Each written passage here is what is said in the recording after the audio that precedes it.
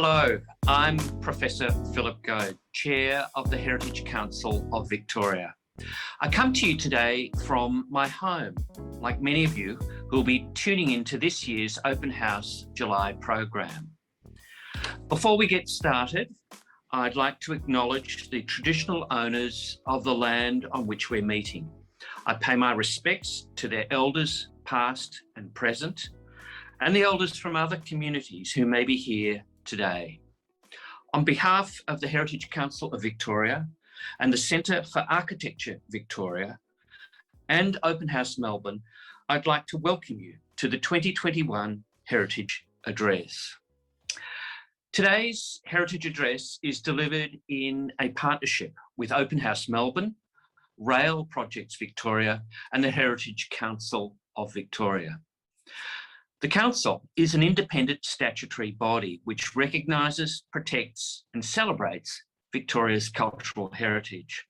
The Council advises the Government and others on how to conserve and protect historically important objects and places for the enjoyment of current and future generations. The Heritage Council of Victoria has been a proud supporting partner of Open House Melbourne since its inception in 2008. And the Heritage Address is an annual lecture given by prominent individuals on matters relating to our heritage. Each talk presents a reflection from a professional and also a personal perspective. So now today's speakers, Jeremy Smith and Meg Goulding. Jeremy Smith is Heritage Victoria's principal archaeologist.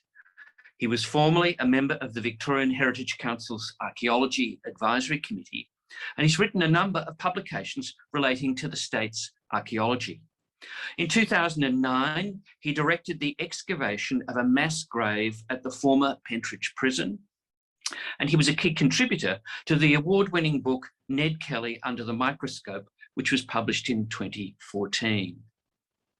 Our second speaker, Meg Goulding, is Principal Archaeologist and CEO of Ochre Imprints, and she's the archaeology member of the Victorian Heritage Council.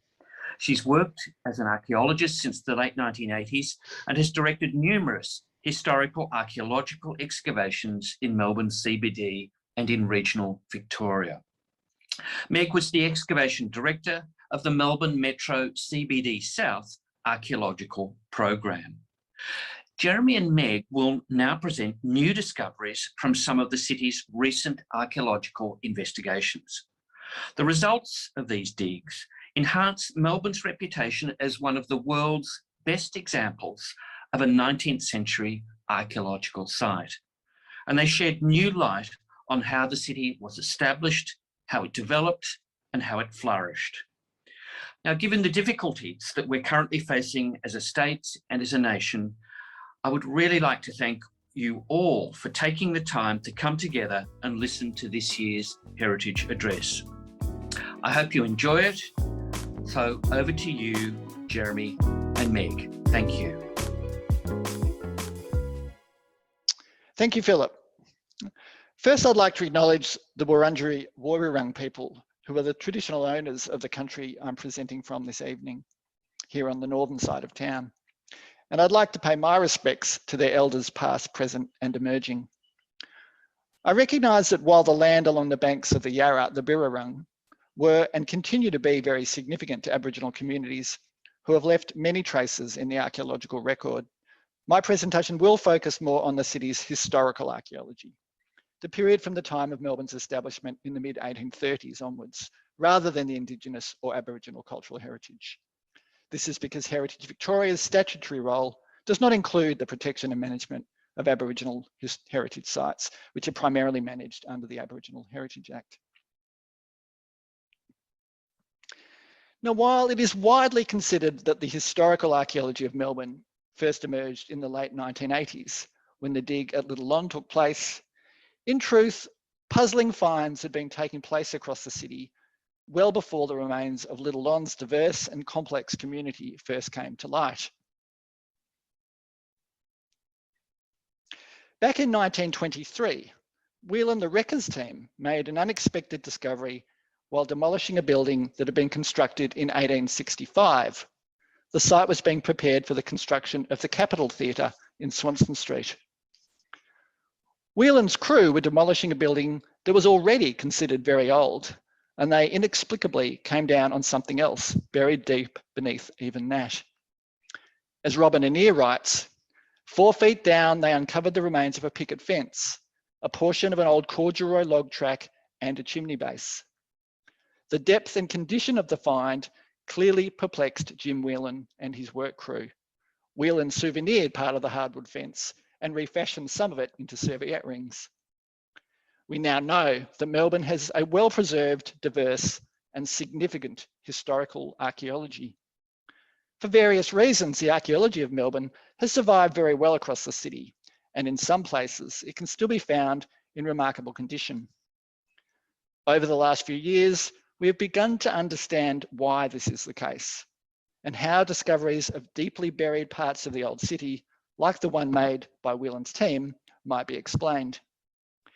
Importantly, we now have a better idea of where Melbourne's most significant and intact archaeological sites may still be found.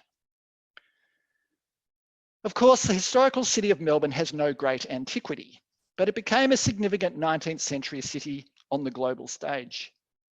Following its foundation by pastoralists in 1835, the settlement grew explosively following the discovery of gold in 1851. And within a decade, the population had reached 500,000 people. So Melbourne is a city with a story to tell about the establishment and growth of a modern city, and archaeology is part of this story. Archaeology can provide unique evidence that illuminates themes such as immigration and ethnicity, poverty and affluence, colonial identity, trade networks, the role of government, influence and reliance on the outside world, the impact of the gold rush in the 1850s, childhood, gender, and the displacement and impacts on the Indigenous community, and much more. We can uncover both the modest stories of individuals and grander narratives about the creation of a new Europe on the other side of the world.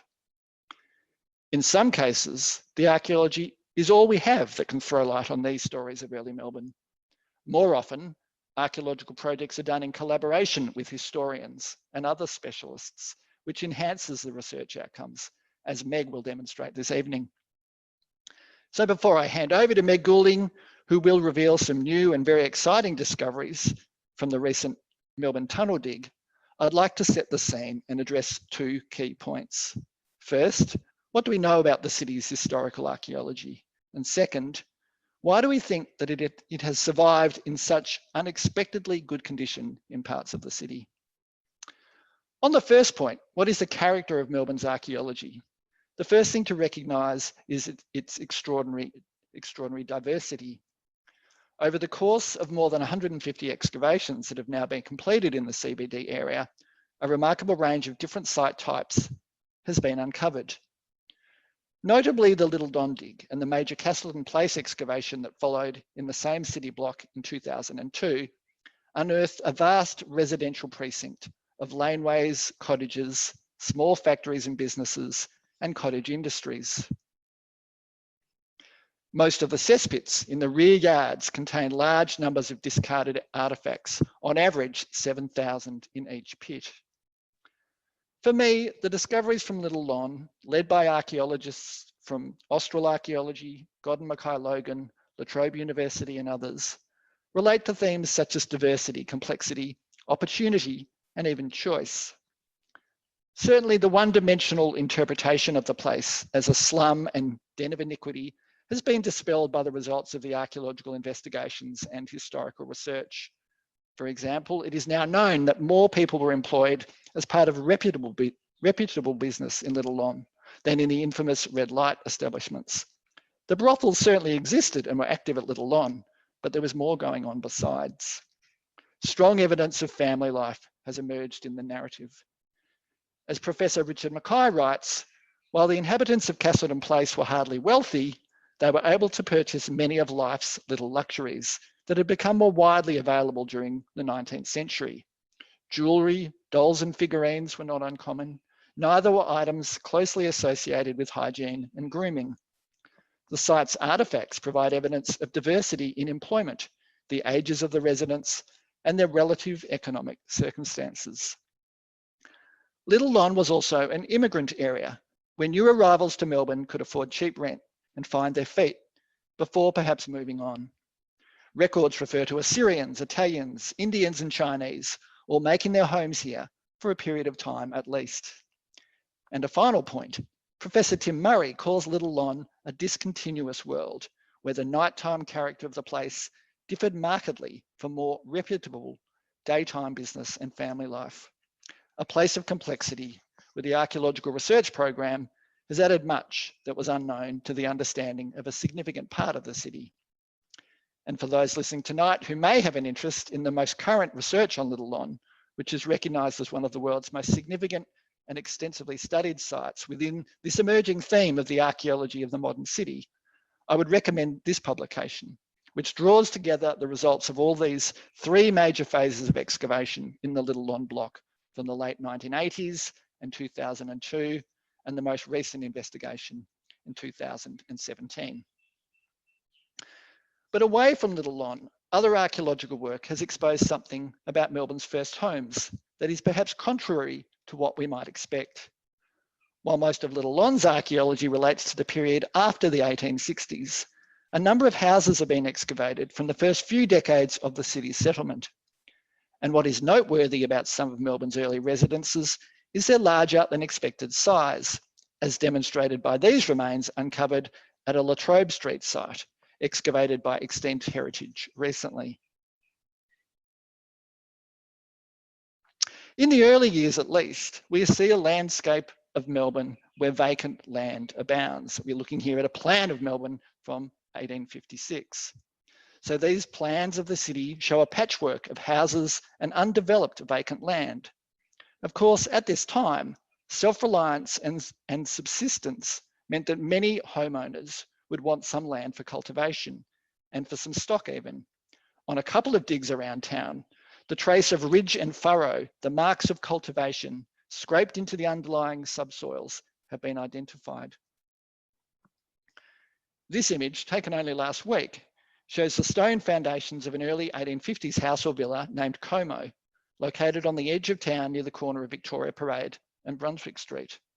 The remains include an intact basement level located beneath the rear rooms of the property. So archaeological evidence has shown that some, at least, of Melbourne's first residences were more expansive than what we might have expected. Not surprisingly, the gold rush boom years of the 1850s saw a vast number of pubs established across the city. More than 20 hotel sites have been investigated by archaeologists in Melbourne, with names like the Fox and Hounds, the Stork, the Duke of Kent, the Fire Brigade Hotel, and the Mistletoe. The findings from these digs provide information about the goods and material culture that was available and was in favour during the gold rush and later years. In some cases, historical and archaeological work allows us to dig deeper still and learn about the different character and clientele of some of the pubs. For example, the Mistletoe Hotel in Mackenzie Street, near the old Melbourne Jail, excavated by archaeology consultancy Terraculture, had a colourful history, replete with arson and insurance fraud, shootings, and staff who the Argus referred to as improper waitresses, who were rumoured to offer more than just the daily specials. The archaeologists discovered a cache of weapons, a wallet and jewellery hidden in the ruins of the cellar, perhaps some hidden and unretrieved loot from a robbery.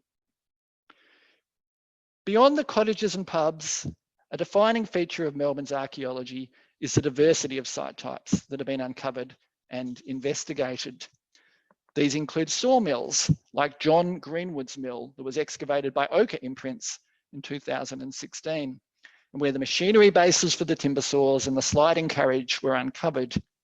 The isometric plan of Melbourne from 1866 captures this industrial character of parts of the city at that time, and even the threat of fire associated with sawmills and other industries. The city also contained foundries and forges, looking to meet the need for machinery, particularly in the gold rush years. The first foundry in Melbourne was Langlands, established in 1842. It became famous for producing gold mining equipment including stamper batteries and ore crushing mills, which were distributed all over Australia and New Zealand. In addition to these industrial sites, Melbourne's uncovered archaeology includes the remains of law courts and a customs house, a brewery, 4 schools, liveries, stables and carriage works, jails and burial sites, and much more. All of these very different sites contribute in different ways to the understanding of the city's establishment, growth and change, and to our knowledge of Melburnian lives. My second final point is to address why Melbourne's archaeology seems to have survived so well. In the last few years, a number of archaeologists and other researchers have discovered that Melbourne's landscape, particularly its ground levels, have changed significantly over time. And this has affected the preservation of the city's archaeology. The key factor seems to be water and drainage. The Hoddle Grid, mapped out in 1837, set a framework for the growth of the future city. But the pre-existing watercourses weren't to be so easily reorganised and confined. Even today, the sight of wheelie bins floating down Elizabeth Street after flooding rain reminds us that Williams Creek once flowed through this area down to the Yarra, draining the higher ground on both sides. It was a similar situation on the eastern side of the city, where a low and frequently submerged point near the corner of Lonsdale and Exhibition Street came to be known as Lake Lonsdale. In response, in the 1850s, the City of Melbourne embarked on a project to reduce the high points around the city and fill in the hollows.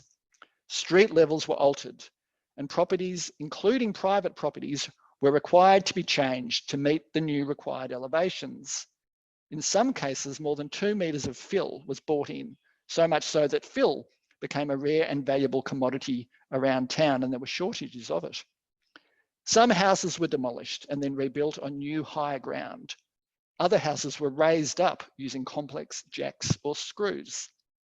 This image shows the bluestone manse next to the Wesley Church in Lonsdale Street.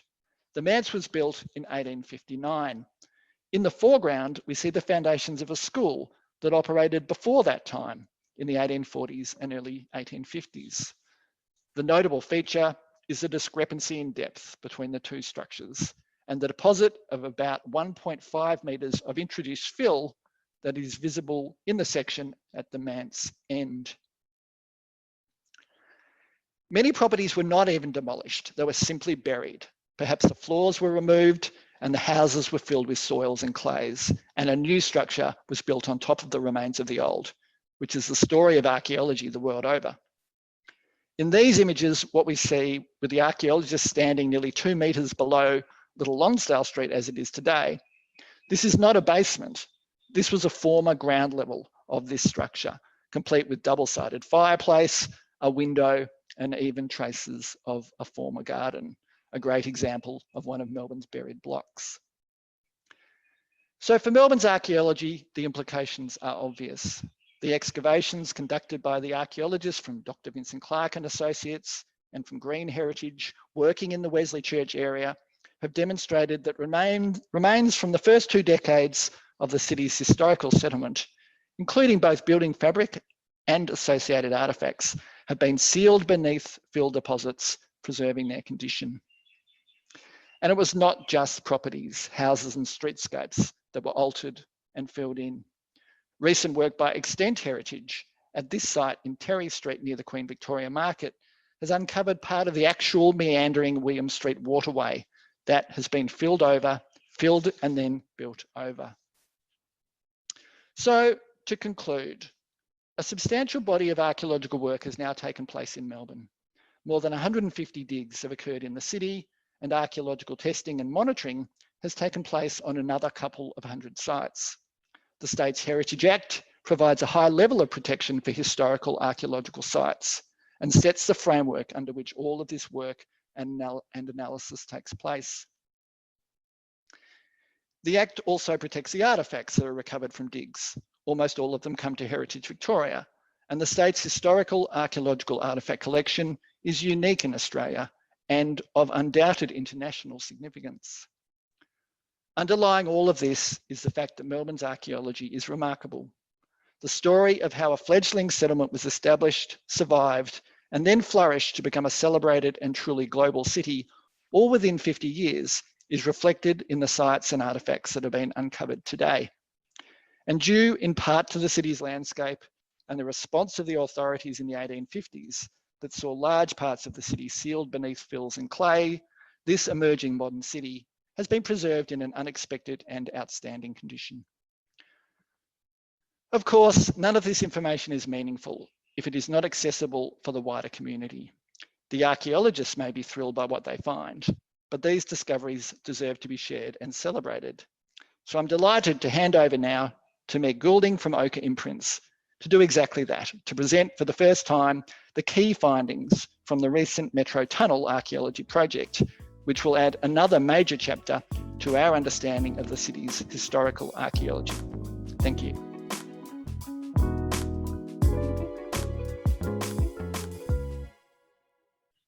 Thanks, Jeremy. Before I begin, I'd like to acknowledge the Wurundjeri Woiwurrung people, who are the traditional owners of the country I am speaking on this evening. In this presentation today, I will be providing some exciting outcomes of a large archaeological excavation Ochre Imprints conducted in 2018 for the Cross-Yarra Partnership at the Town Hall Tunnel Precinct on Swanston Street, next to Young & Jackson's Hotel. This is shown in yellow on this image outline here. The Metro Tunnel project is the biggest rail infrastructure project in Victoria, aimed at improving the commute through the city loop and providing greater access for commuters to key landmarks around Melbourne. Cross-Yarra Partnership has been engaged by Rail Projects Victoria to construct and deliver the Metro Tunnel project. The Town Hall station will be located under Swanston Street, running north-south between Flinders Street and Collins Street. Two of the Town Hall station entrances are being constructed immediately north of the Young & Jackson's Hotel. The Environment Effects Statement, prepared for the Metro Tunnel project, identified that these entrances would impact on 4 historical archaeological sites on the Victorian Heritage Inventory. It concluded that the sites had potential to contain archaeological deposits dating from earliest European settlement in the mid-1830s through to the early 20th century.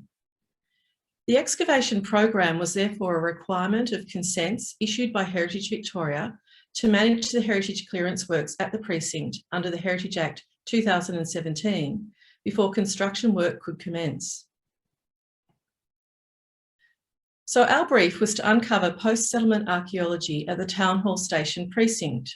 And what we found was a unique record of Melbourne's history from pre-contact Indigenous occupation through the frontier colonial period, significant growth from the gold rush, and the development of Melbourne as an internationally important modern city. What I propose to do today is to highlight some of the most exciting and interesting findings from this excavation, and in particular, the remnants of the colonial occupation of this part of Melbourne before significant changes to the landscape from gold rush. The remains of a highly significant charred deposit created by an 1855 fire in a gold rush grocer's store on the site, and a brief look at the Indigenous archaeology found at the precinct. Before delving into these aspects of the excavation findings, I will provide a very brief overview of the development and use of the precinct over time to provide some context. This 1837 plan, attributed to surveyor Robert Russell, shows in a single image the transformation of an already transformed and colonised landscape that the Hoddle grid would bring less than 2 years after the European settlement at Port Phillip in 1835. The order that the grid would impose and the regulation of space and ownership that it represented stands in contrast to the organic and opportunistic frontier settlement that sprang up on the northern elevated side of the Yarra River, the Birrarung, and which is recorded here by Russell in the first survey of the township. The future location of the Town Hall Archaeological Precinct is shown here, transposed across space and tracks leading to the properties of Adams and Armstrong and Dr. Alexander Thompson and the surveyor's tents to the east. By November 1837, the allotment on the corner of Flinders and Swanston Streets had been purchased by John Batman, and allotment 9 to the north by Thomas Winter. By 1838, Batman had built a cottage on the corner of Flinders and Swanston Streets. This cottage faced the river and was occupied by Mrs. Nicola Cook, who ran a school for girls there from the late 1830s until the late 1840s. The property is semi-rural with a large open yard to the rear, and it is the rear of the cottage that largely falls within the Town Hall Archaeological Precinct. In 1851, the allotments were sold and subdivided, and the precinct became 4 separate properties facing onto Swanston Street. These later became the VHI sites. What had been largely open space for 16 years since European settlement became subdivided, and very quickly businesses and buildings to accommodate them were built fronting onto Swanston Street, with rear access from Flinders Street and Flinders Lane. On Hodgkinson's 1853 plan to the left here, we see traces in colour of the very early buildings that sprang up in each property, with iron stores, blue highlights, bookending masonry and stone structures, the pink highlights. This expansion commenced just prior to the gold rush, but was poised to flourish under it. The image on the right shows the buildings that were standing on each archaeological site in 1854. The 1856 Bibbs plan shows the layout of each building. At the time, these businesses included Powell's Warehouse at 1904, the Freemasons Hotel that also encroached from 1905 to 1906, Wine Merchants at 1906, and Connell's Grocery Store at site 1907. This was the beginning of commercial development along Swanston Street that has remained until the recent past. The image on the right shows a well-established precinct in 1874. This area continued to be redeveloped during the latter half of the 19th century and through the 20th century. Which brings us to the recent past and the final commercial use of the precinct as a McDonald's or a Macca's next to Young and Jackson's, a souvenir shop, Hungry Jack's, and the Commonwealth Bank. What I will be presenting today is a snapshot of how we went from a site jam-packed with commercial 2-storey buildings to an excavation of almost 1,800 square metres under the slabs of each building that ventured down to the original Melbourne landscape between 1 to 2.5 metres below current street level. We achieved it with a process that is now quite standard for excavating sites in the CBD. Our work on the site commenced once the above-ground buildings had been demolished. Demolition had left a large space covered in concrete slabs. The consents issued for each site by Heritage Victoria required archaeologists to be present as the slabs were cut and removed by excavators. Almost immediately we found bluestone and red brick buildings under the slabs that signalled to us that early archaeology was present at the site. As we gradually opened up each site and moved into a full excavation program, we had a team of 26 archaeologists excavating and painstakingly recording archaeological contexts and features. We also benefited from the CYP, Community Employment Initiative, that boosted the team size with student archaeologists and community members with an interest in archaeology, some of whom have actually gone on to study archaeology formally since. Under each site director, we used a combination of hand and machine excavation, which requires a delicate balance between maintaining efficient progress for the client and ensuring that contexts of significance are carefully exposed and recorded to Heritage Victoria standards. The excavation commenced in May 2018 and finished in December of that year. Artefact management is a critical aspect of any excavation, and an excavation of this scale requires well-organised systems for ensuring artefacts are properly retrieved and recorded on site before moving to off-site processing, cataloguing and conservation. We set up an artefact management centre in the adjacent Nicholas building during the excavation, where artefacts were cleaned, dried and sorted by a large team before being catalogued and conserved. Over 460,000 artefacts were recovered during the excavation, and these have now been catalogued by a team of cataloguers under the supervision of the artefact manager. In addition to first aid conservation during the excavation, long-term conservation of artefacts was undertaken where required. The conservation for this excavation program was managed by the team from Grimwade Conservation Services attached to the University of Melbourne.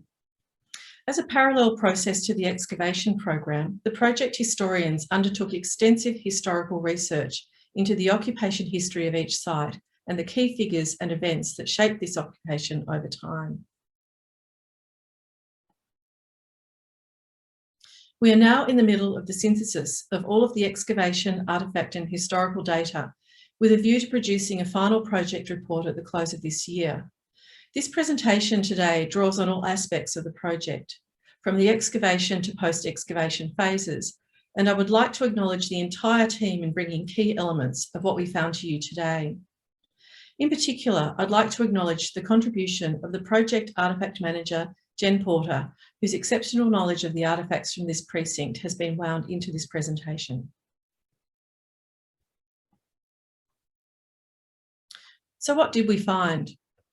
As noted above, one of the interesting colonial connections to the precinct is that of John Batman, the infamous coloniser of Melbourne, who negotiated a so-called treaty with the Wurundjeri Woiwurrung and Bunurong Boonwurrung headmen in June 1835. The Town Hall precinct takes in parts of allotment 8 and 9. Allotment 8, which takes in most of the archaeological precinct of 1904, 1905 and 1906, was bought at the second Melbourne land sale on 1 November 1837 by John Batman for £100. Site 1907 is situated on the southern portion of allotment 9, purchased by Thomas Winter in the same land sale. There is no evidence that Batman lived on the property. At the time, he was living at Batman's Hill, located where Southern Cross Station now stands, on the land that he had unofficially occupied since mid-1835. Now, having purchased land from the Crown on the corner of Swanston and Flinders Streets, Batman set about to build a 7-roomed house with a detached kitchen and a loft on the allotment. The building was completed around May 1838, just a year before his death, at the age of 38, in May 1839. From September 1838 and throughout the 1840s, and possibly even as late as 1850-51, the Batman house was occupied by Mrs. Nicola Cook, who was a governess to Batman's daughters. Roxburgh Cottage, sometimes known as Ross Bay Cottage, was a girls' school for the daughters of the settlement's elite. Nicola Cook was a fascinating figure, and our interpretation of the archaeology of the site has benefited from historian Liz Russian's research into Nicola's colourful life. Born in Ireland, Nicola travelled with her mother and 2 sisters to Van Diemen's Land in the early 1830s to set up a school for girls. She then moved to Port Phillip in September 1838 to work as a governess to Batman's children, and her family was to follow several months later, but their boat was wrecked in Bass Strait and her mother and sisters lost. Nicola went on to fight for the school's survival following Batman's death in 1839, as the property was mortgaged to Foster Fyans. Nicola was known in the colony as a feisty woman, and it is true that she thought nothing of initiating proceedings before the local magistrate. In one infamous instance, she took her servant couple to court because they failed to cook her Christmas dinner.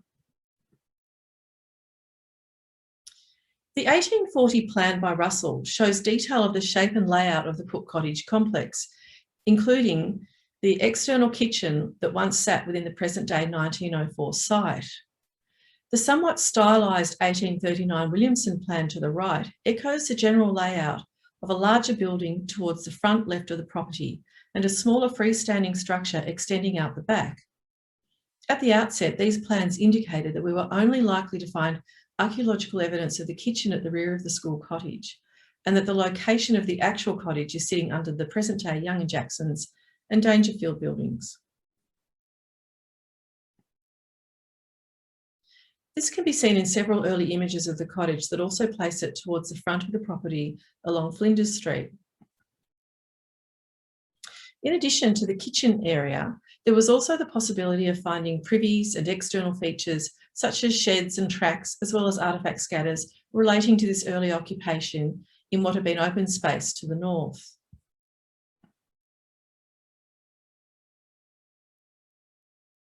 So what did we uncover?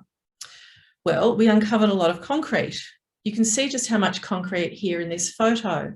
The site was full of concrete beams and footings from construction of the McDonald's building in the 1980s. But we also found some remarkable remains of the occupation of the property by Mrs. Cook and her students. This image shows the concrete as grey shading and provides a sense of the scale of the impact from the 1980s. Despite this, what we did find were highly significant deposits interspersed between the McDonald's concrete masses.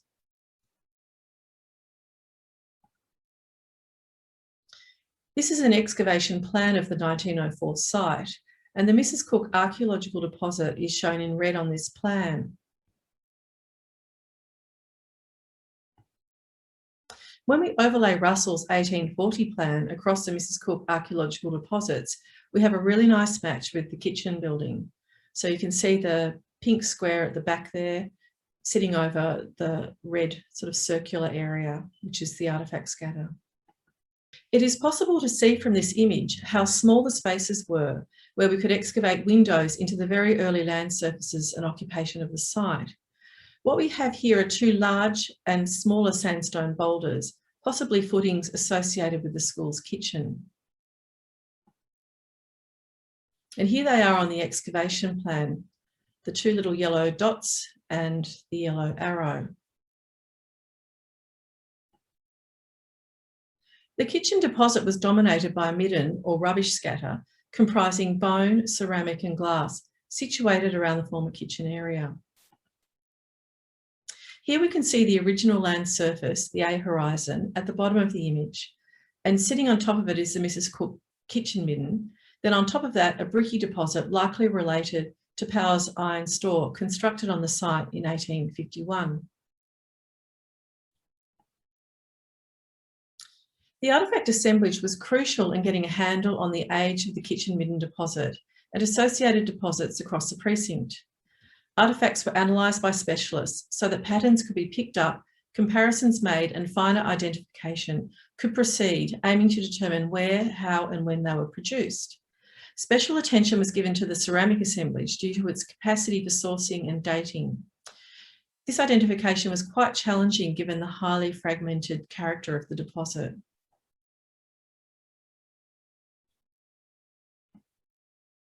Once the ceramics were identified and maker's marks deciphered, they were able to be dated. The manufacture dates of these ceramics occupied a range from 1819 through to the 1850s, which fit with the Nicola Cook period of occupation. Patterns generally depicted floral designs, with some having distinctly religious overtones, such as the pattern Anglican and Moses Discovered. Other designs had exotic scenes, while some were Asiatic in style.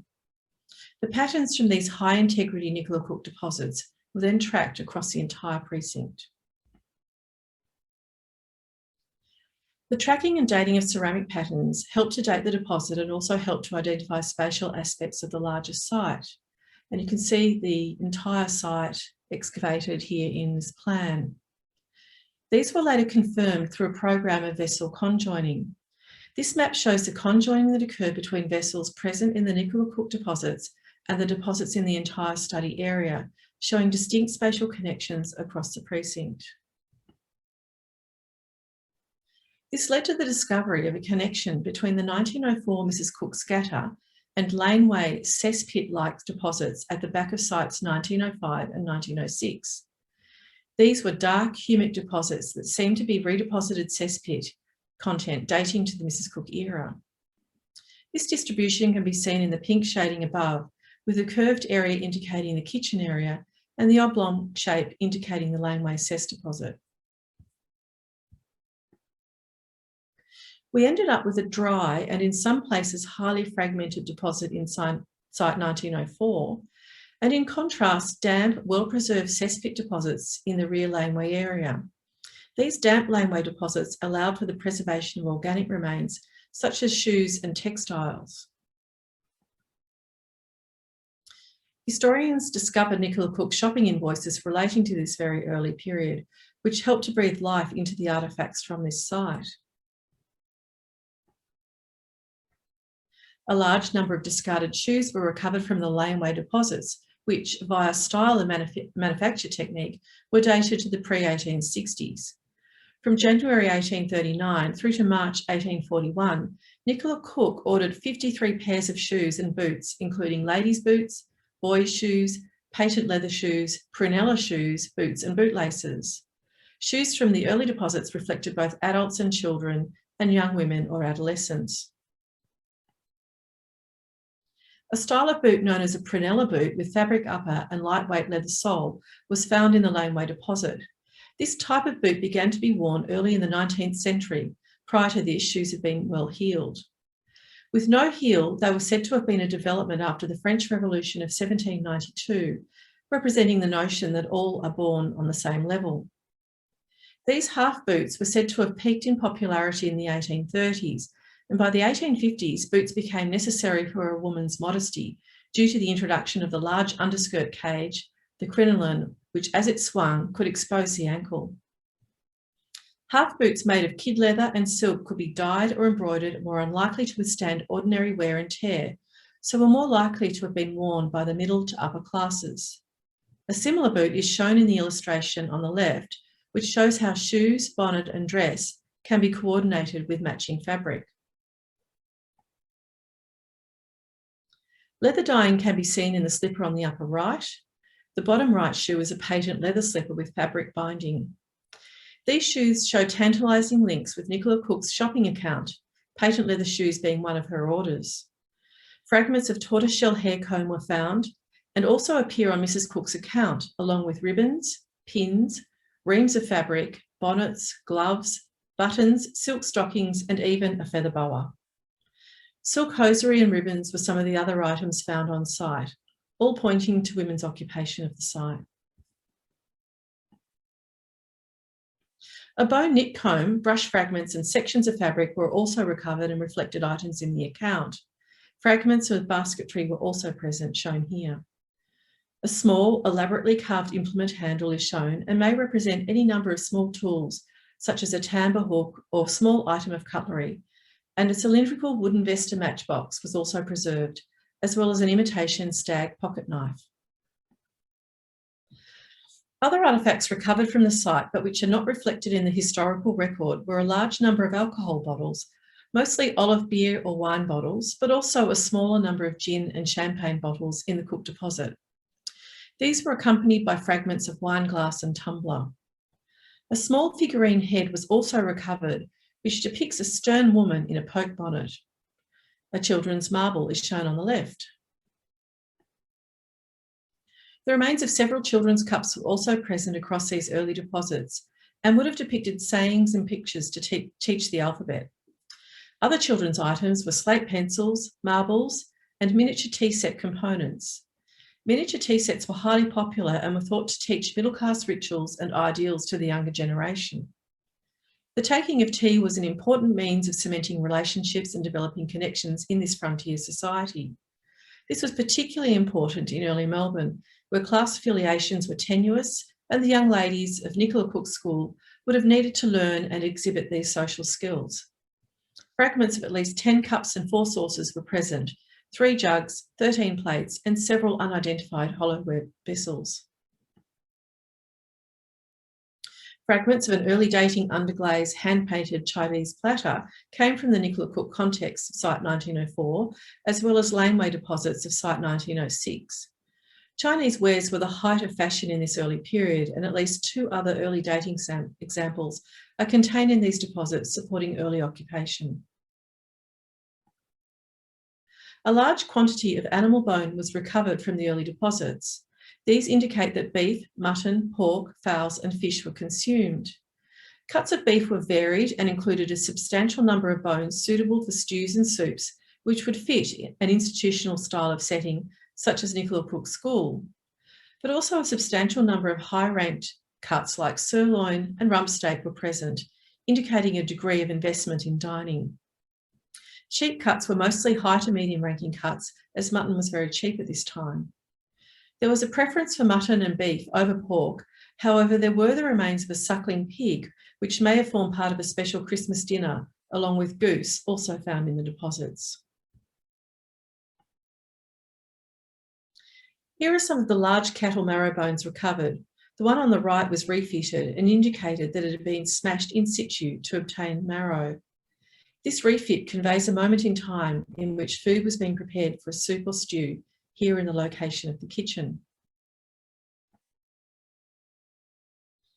A large number of tailbones, which were the remains of lamb's tails, were found here and may suggest residents were keeping animals on site.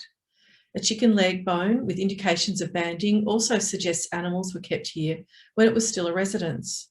It's a lovely insight into the rural nature of this early period. Other hints about diet come from a small number of food bottles, including pickles and sauce, and a number of fruit seeds that included cherry, plum, peach or nectarine, as well as hazelnuts. There's a distinct archaeological signature relating to these early deposits when compared to other parts of the site. While the site itself is not extensive due to the intrusions of 20th century foundations, the information obtained from what does remain provides enticing insights into the landscape and lifestyle of early Melbourne's residents, and in this instance, a small school, which is a rare archaeological resource in this state. Tantalisingly, we have also found what could be features that relate to the frontier settlement of Port Phillip, so pre-Cook occupation and pre-Hoddle grid. These are in the form of features that are aligned with true north, suggesting a pre-Hoddle grid date. One of these is an earth feature situated towards the rear of 1904, and its position can be seen here with the yellow arrow. And here we have the unexplained rectangular cut that doesn't respect the Hoddle grid alignment. There is also an arrangement of post holes that are not aligned with the Hoddle grid that were found in 1904, and these can be seen where the yellow arrows are located. This is a plan of the entire precinct excavation, showing some of these mainly earthen features, including linear features that may be cart tracks or garden features that could relate to pre-Cook occupation in the first couple of years of settlement. So why is the colonial archaeology at this site so significant? It's rare to find 1830s or 1840s archaeology in Melbourne. It's not unheard of, but it is rare. These results contribute to our understanding of what the archaeology of this period might look like and how people were living at a time when historical records are very scarce. It also represents a tangible link to John Batman and his commercial activities. This is historically very important in understanding Melbourne's colonisation and development. It's evidence of the first school for girls in Melbourne, and it has been possible to detect gender and childhood in toys, slate pencils, etc., as well as the spatial layout of an early Melbourne institution in the archaeological deposits. And it represents a connection to the colourful and unusual character of Nicola Cook, a strong single woman living independently in frontier conditions and in the face of significant adversity. I want to now move to the next decade of occupation in the precinct, the 1850s, and a highly significant fire deposit that was found during the excavation. This burnt deposit was uncovered in the northernmost site in the precinct, site 1907, and derived from a fire that occurred in John Connell's wholesale grocery and wine merchants in 1855. Connell had been leasing the property since 1853, where he serviced both Melbourne and the goldfields with an extensive catalogue of foodstuffs and household goods. The fire occurred early one morning in September 1855. In fact, we know the hour that this deposit was created, 4 a.m. on the 19th of September 1855, as reported in the newspapers at the time. These same newspapers reported that the store, which was made out of prefabricated iron, and all of its goods were destroyed by the fire. What was a catastrophic incident for Connell became an exciting one for the excavation team 163 years later, as the Pompeii-like deposit left behind began to be uncovered. This fire event left a thick layer of charred and burnt sediment and artefactual material over 2/3 of the site. Surprisingly, despite the construction of a new bluestone building on the site by Connell and later 19th and early 20th century building construction, much of the charred remains were found lying where they had been deposited during the fire. This plan shows the eastern half of the site with the frontage along Swanston Street to the right. The dark purple area shows the charred deposit, which was extensive.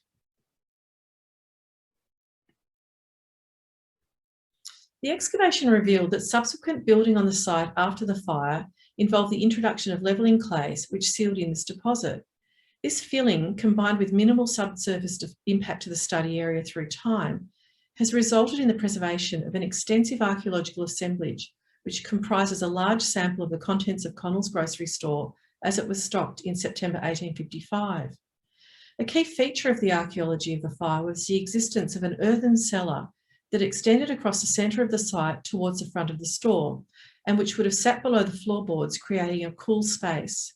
And the cellar can be seen here on this image with a white dashed outline.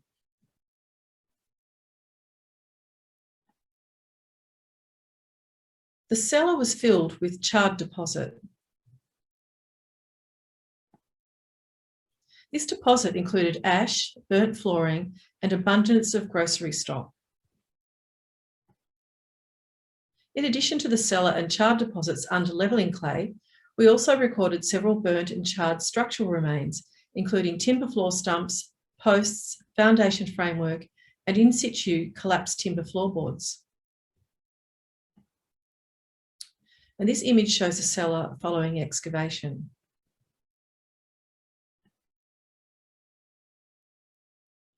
So the charred deposit has emerged as a highly significant archaeological record.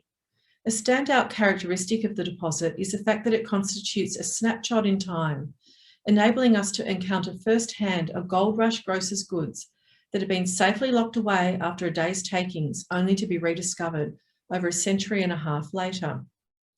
And what this snapshot has revealed is an extraordinary and highly unique variety of artefacts and materials that is unparalleled in Melbourne, if not Australian archaeological assemblages. A large number of food and other product containers were recovered from the grocer's deposit. Some of these were marked with the product they contained, like the marmalade jar on the right, but many were unmarked, varying hugely in size and may have held any number of products. Potters' wear lists provided some guidance to their intended use, but terminology varied between potters and manufacturers, and many were merely described by their appearance rather than their function. The repurposing of containers is a well-known challenge in interpreting archaeological assemblages, with many containers found at excavation being used to store products quite different from their original contents. There is a potential for this deposit where charred remains of contents still exist inside or adhere to the container to better understand exactly what the jar was intended to contain, because it has been recovered at the source of its point of sale, but also because of the unique preservation conditions created by the heat from the fire. Similarly, many glass vessels were present, and while most forms were understood to house particular products, when recovered from archaeological sites, they have often been repurposed after consumption of the original contents. Analysis of the grosser glass vessels involved reviewing product lists from the most likely manufacturers, looking at comparative assemblages, and reviewing contemporary advertising. In itself, this vessel assemblage provides a rich opportunity to study a large assemblage with a very high integrity, both spatially and temporally. This enables comparison with other gold rush sites across the world. The heat from the fire effectively preserved in charcoal form the organic material amongst the store's goods. The grocer assemblage has provided a unique and rare opportunity to test the charred substances directly associated with container types for archaeobotanical and chemical testing by the University of Queensland. A scanning electron microscope was also used for much of this identification. A total of 19 samples were sent for analysis and comprised artefacts that seemed to be associated with container types, but also some mystery objects to determine what they were or were comprised of. Unfortunately, chemical analysis of many of the amorphous clumps was thwarted by the breakdown of some of the cellular structure of the products due to the high heat, but it was concluded that these were likely preserved foods such as pickles and jams. In the less burnt samples, some of the constituents were able to be identified, and in these instances, one contained gooseberries and the other tea. Possible mint was also identified. Some of the mystery charred forms are shown here. The object on the left was identified as preserved fig, the middle a pasta product, and the end a type of light curved wood which was probably packaging for these products. Many of these strange little objects in the centre image were recovered and were sent for analysis at the University of Queensland. Professor Andrew Fairbairn identified these as preserved ginger, used in cooking and medicinally at the time. Archaeologists often find fragments of Chinese Canton hand-painted porcelain ginger jars like these, but it is possibly the first instance where the preserved ginger that would have been contained in these jars has been found on an archaeological site. There were large amounts of amorphous black crusty lumps recovered from the charred deposits, some of them with the imprints of the containers they were in, some just mixed in with a mass of other identifiable and unidentifiable artefacts. A large number of regular shaped and moulded lightweight objects was recovered from the deposit, with quite a diversity in moulded designs, many repeated. These were surmised at the time of excavation to be a flour-based product. But it wasn't until the artefact on the bottom left was discovered that the mystery was solved. The inscription Reading referred to the town of Reading in England and the location of the biggest exporter of biscuits at the time, Huntley and Palmer's. This was quickly confirmed by a number of biscuits with the company name moulded onto them, and you can see that at top left. Huntley and Palmer's first opened in 1822 in Reading, England, and were by 1900 the world's largest biscuit manufacturer. Cataloguers documented at least 21 moulded designs of the biscuits recovered from the 1907-1855 Grosser deposit. Interestingly, Swallow and Ariel were manufacturing biscuits in Port Melbourne from 1854, eventually becoming the 5th largest biscuit company in the world. Yet Connell was importing biscuits from England, demonstrating a continued market for British goods. A stoneware bung jar was recovered still containing biscuits. With a small opening only suitable for a child's hand, this may have been a jar that Connell placed stray biscuits in for the children of loyal customers to pick out as a little surprise. Originally, the biscuits were likely packaged in tins. Huntley and Palmer became quite renowned for their elaborate tins, so this represents a repackaging of goods. Historic photos of the interiors of grocers' stores gives an impression of how cluttered they were with baskets and containers and drawers filled with products of every description. Many of the products would have been bought in bulk, like grains, seeds, flour and nuts, originally packaged in hessian bags, wooden boxes, or crates or other sacks. Some of this packaging would have ended up in the deposit. A number of fruits and nuts were present in some form, usually the kernel, seed or shell. Varieties of plum, cherries, dates, olives, walnuts and hazelnuts were some of the finds. Peas and split peas, wheat, haricot beans and spices such as nutmeg were recovered. Coffee beans were present in large quantities. Fruit skins had survived, like this orange on the left and pomegranate on the right. Chemical analysis suggested these were preserved fruits. Cereal and flour products were identified and fungal infestation was found in some, providing insight into the freshness or otherwise of some of the goods in the shop. The recovery of such a wide range of organic foodstuffs is unprecedented in Australia and is highly significant nationally and internationally, and there is huge research potential for this assemblage. Among the most beautiful finds were ceramic fish and meat paste pots and their elaborately decorated lids, as well as paste jars, referred to as Prattware by archaeologists. These were all imported from England and depicted popular figures, holiday locations, royal landmarks and authors. The lag between manufacture and purchase was quite short, so these items would have been highly fashionable and would have exhibited a strong link to their homeland. In effect, they were depictions of contemporary British popular culture. The products were high-end, many with gilding enhancing their aesthetic quality. The stocking of many of these expensive products by Connell represents a confidence in moving them and reflects the disposable income that was flowing through the streets of Melbourne as a result of the gold rush. It also suggests that Connell was targeting the middle and upper class, who would have been more conscious of these conspicuous displays of fashion and relevance.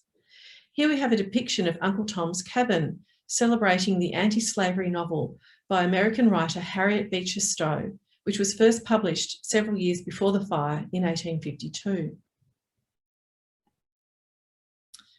A wide range of thread or cordage was recovered from 1907. Also, fragments of wicker or basketry and many regular lathe-turned wooden spindle components. Other household items were stocked in bulk, such as penny inkwells, pen nibs and vesta matches, the latter packed in cylindrical tins or similar wooden containers. Indeed, a newspaper article reported that Colonial claimed that rats had caused the fire by running over these containers with their flammable contents. Sewing articles such as fabric, thimbles still stacked and buttons still attached to their display cards were also recovered. Clay pipes in their thousands were excavated and will prove to be an excellent comparative assemblage for anyone working with this artefact type. Many had cultural affiliations aimed at Scottish and Irish immigrants, such as those on the right. And some exhibited new technologies or were made to amuse.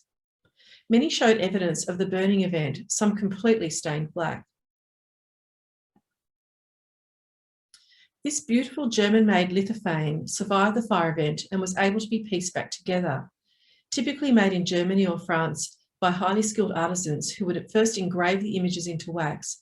These were designed to be placed in front of a candle or other light source so that a multi-dimensional image could emerge. A large number of dinner set fragments and tea sets were present in patterns that were distinctly from this site when compared to the other three sites. Two of the most frequently occurring patterns were cattle and herdsmen, shown on the left, and Clarendon on the right. At this point in the analysis, there appears to be a higher proportion of teawares in the ceramics assemblage compared to the ceramics assemblages of the other three sites. This may be a reflection of the grocer's store targeting high-end consumers and catering to the middle and upper classes' tea rituals, in which teawares were displayed and social bonds cemented in leisure time. Teawares were also more likely to have been replaced frequently so as to keep up with the latest fashions, teawares being most visible to visitors. Fragments of several of these elaborately moulded teapots were recovered, made in Scotland and amongst the most expensive ceramics you could buy at the time. One of the most striking aspects of the grocer's store site is the spatial integrity preserved by this sudden catastrophic event.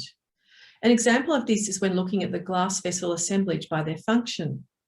This graph shows the distribution of bottle types by their function, moving from the front of the site to the back of the site as you move from left to right. While the proportion of alcohol bottles increases towards the back of the site, there's a higher proportion of food storage bottles at the front, suggesting that different locations were used to house particular products. We see too in the ceramic assemblage that food storage containers occur more in the cellar deposits, while crockery is more common outside the cellar, suggesting that foods were more likely to be stored in the cool of the cellar. The faunal assemblage shows a rat presence in the cellar and also the remains of a cat. This may well reflect the practice of keeping a cat in the cellar to control rodents around food. Even within the cellar, there is variation between adjacent contexts. This graph shows the ceramic vessels by their function. Not only does this show the lack of food service ceramics, such as plates, cups and saucers, kept in the cellar, but it also shows a spatial difference even within the confined cellar deposit. One area showing a much higher proportion of artefacts associated with writing, this being the large deposit of inkwells clearly stored in a particular part of the cellar. What this shows is that the fire event has preserved quite fine spatial integrity in the 1855 grocer's store. So why is this charred deposit so significant? In most instances, organic remains found in archaeological deposits are found in cesspits and rarely from a one-off event as that was caused by the fire. This involves a different depositional environment where objects have been preserved while still in working order. That is, like Pompeii, they were preserved in the archaeological record prior to consumption and discard. Ordinarily, we just don't get this range of organic materials that were found from the grocer's stock. When the 4 sites that make up the Town Hall precinct are compared, the most striking finding is the increase in the diversity of food remains allowed by the unique fire deposit conditions. The range of goods found, food and household items, in one sealed deposit is unprecedented. This provides a unique understanding of the stock that a grocer was supplying townsfolk and the goldfields in the middle of the gold rush, when there was high demand for goods based on booming population numbers, and also a demand for high-end goods, and goods that could travel well to the goldfields. Most archaeological deposits are set down over time as different depositional events that create the record of use and occupation. The fire deposit constitutes a moment in time whereby a snapshot of what the grocer had in stock that day is preserved. This provides a rare opportunity to investigate and learn from an archaeological deposit that is largely unaffected by later disturbances and has a lot of integrity. The sudden and catastrophic nature of the fire has provided a unique insight into the spatial arrangement of goods in the grocer's store. And the size of the assemblage, with hundreds of thousands of fragments, is in itself highly significant. It provides a large sample size in which trends and patterns can be extracted and used for meaningful comparison with other sites. Many archaeological sites simply do not have this degree of preservation or sample size to work with. Finally, I'd like to end this talk where everything began. Melbourne and its surrounds is an Indigenous cultural landscape that has been occupied by its traditional owners for thousands of years. Melbourne's post-settlement history is a story of colonisation, of displacement of Indigenous people. Despite the devastating effects of colonisation, Melbourne's traditional owners have maintained strong attachments to and cultural responsibilities for the Melbourne cultural landscape. Before we commenced the historical archaeological excavation, Cross-Yarra Partnership obtained an approved Cultural Heritage Management Plan, or CHIMP, for the Town Hall site in order to appropriately manage any Indigenous cultural heritage that might be recovered during the historical excavation. As the excavation progressed, 285 Aboriginal stone artefacts were found in fill deposits or on the surface of the original soil horizon during the excavation. Despite the significant construction of buildings on the properties since the 1850s, almost 50% of the site's natural soils remained across the 4 sites. An excavation program was conducted at the conclusion of the historical excavation, designed to test for more Aboriginal cultural heritage. Traditional owners from the Woiwurrung Wurundjeri, Bunurong and Boonwurrung communities participated in this assessment, which involved excavation of 25 pits across the precinct. 169 additional stone artefacts were uncovered during this excavation, including a concentration of 68 stone artefacts in one excavation pit, 57 of which derived from a single flaking episode event. That is, where artefacts and debitage were flaked from a silkrete core and left where they were produced. Artefacts were found as deep as 300 millimetres. The site would have been a perfect camping spot. It sits on a flat rise close to fresh water at the Birrarung, surrounded by lightly wooded country and close to the Great Swamp immediately to the west of present-day Melbourne. Game and other resources would have been in plentiful supply. The presence of this site, and many more that have been uncovered across Melbourne as a consequence of development, reinforces the importance of recognising Melbourne as an Indigenous cultural landscape. At the end of the excavation program, Heritage Victoria issued consents to damage each site to Cross-Yarra Partnership, and works on the station entrances progresses today, as can be seen in the latest aerial image of the site. The Town Hall Archaeological Precinct has delivered a highly significant archaeological landscape. What we have, which is quite extraordinary, is a continuous record of occupation, from Indigenous occupation for thousands of years through to the early frontier and colonial occupation, up to the gold rush, and then the development of modern Melbourne, all the way through to the recent past. There are many dimensions to the findings from the archaeological investigation that contribute not only to our understanding of the history of Melbourne, but also to our understanding of early archaeology and its potential to provide unimagined insights into our past. So thank you for tuning into our talks this evening, and we hope you enjoyed them.